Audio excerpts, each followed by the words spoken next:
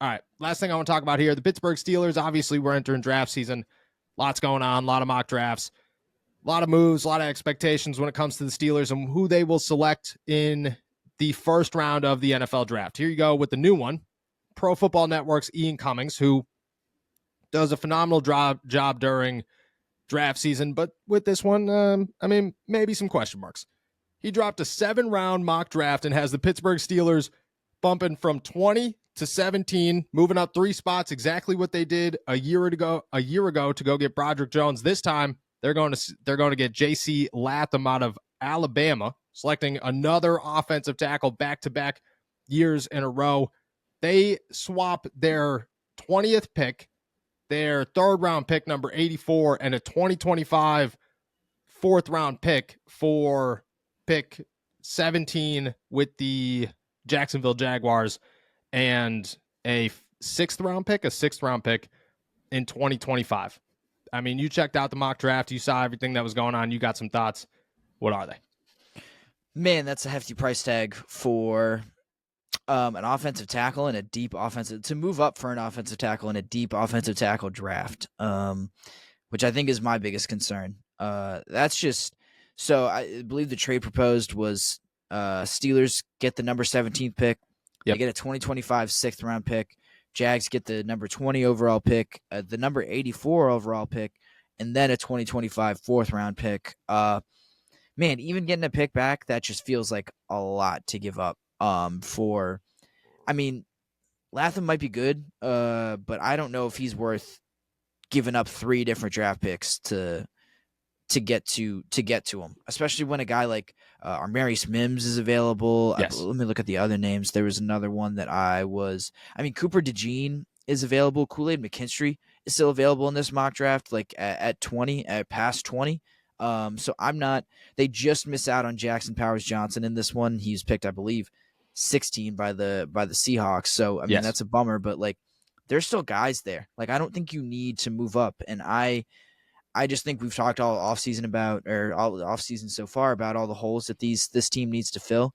And I feel like the draft is going to be a perfect place to do that, especially around pick 84. Like, that's where we're getting into, okay, if we need a backup plan at quarterback, this is where we're going to pick a guy like that. Yes.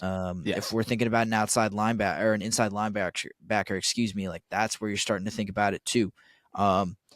It just seems a little risky to me, and seems like going all in on. And I mean, is this guy guaranteed to start over Dan Moore? Like, that's the other thing, you know.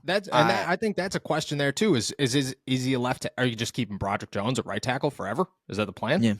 Yeah, which doesn't. I mean, I don't think that's the most prudent use of Broderick's talents moving forward. No.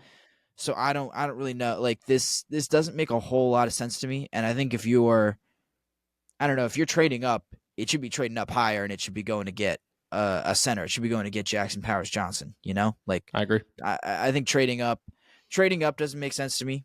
Just period. And then trading up for an offensive tackle at this point doesn't really make much sense to me either. So I think kind of both those moves, in conjunction, just doesn't look good to me. I agree.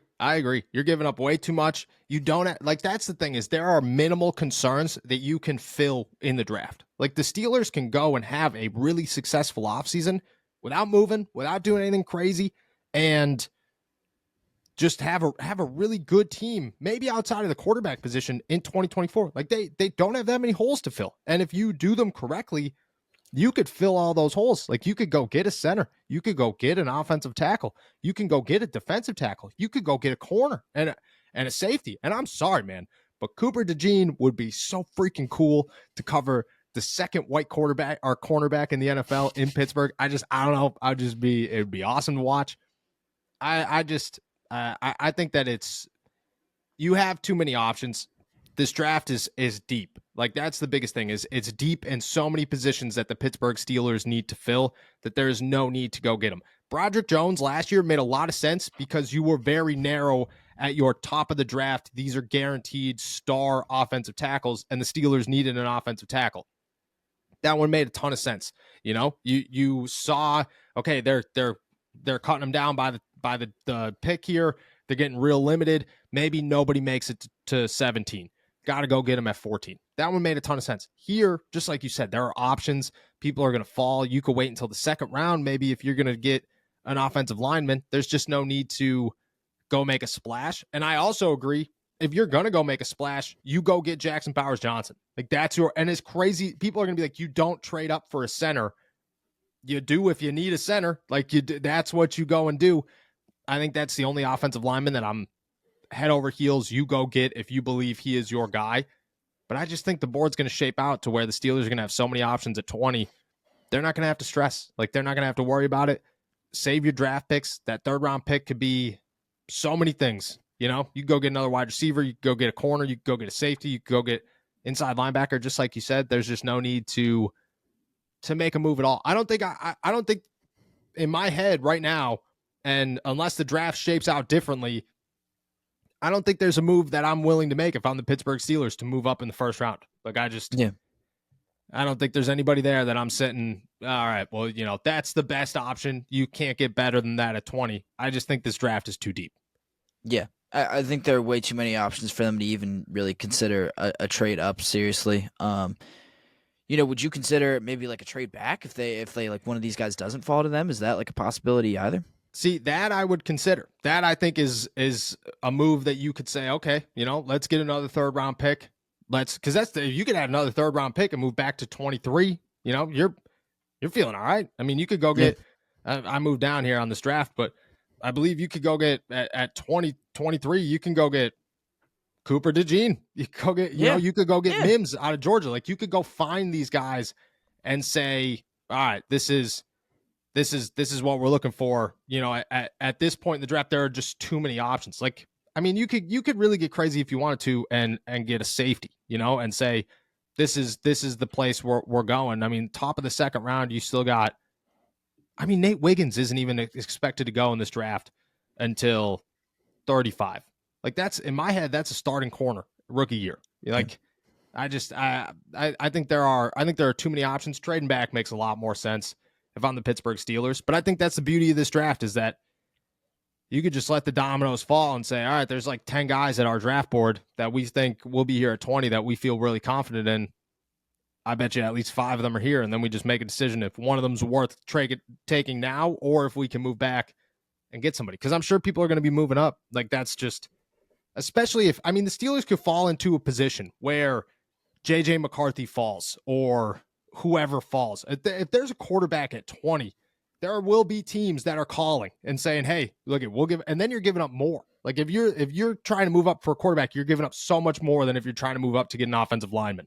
And that's the beauty of the NFL draft is the Steelers don't have that many holes. And if they fill them, you know, you go get a tackle in free agency or something, you got no worries. Like you're just sitting so pretty. Yeah.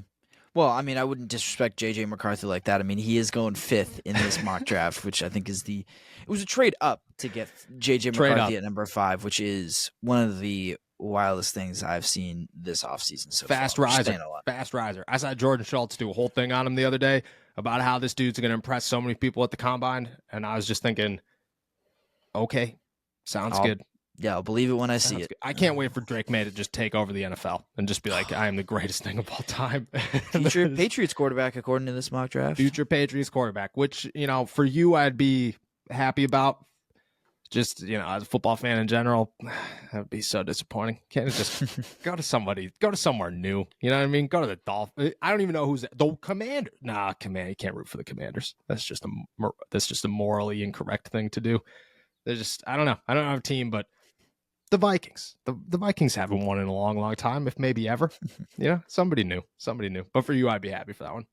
Either way, Steelers, I think we're in pretty good agreement right now. No move. Wouldn't make it. That being said, there will be a lot more mock drafts. We'll dive into all of them as they come out, including some of our own as we publish them throughout the offseason with some pretty interesting takes, I believe. We'll be on hand.